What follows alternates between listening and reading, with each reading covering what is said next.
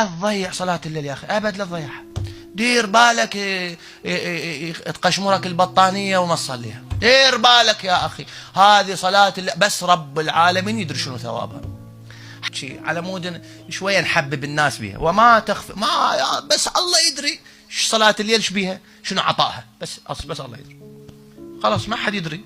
ولا تقتنع بأن تصلي مثلا، لا صليها كاملة، اضغط على روحك، ربي حالك قدر الامكان شويه شلون ما كان لكن صليها، بالنتيجه لا تضيعها، لا تضيع صلاه الليل ابد، لا تضيع صلاه الليل. اساتذه علم الاخلاق عندهم في العباره يتناقلونها بينهم، العرفاء ايضا يتناقلونها، امثال السيد القاضي وتلميذ السيد الحداد وغيره من اغلبهم يتناقلون هاي الجمله.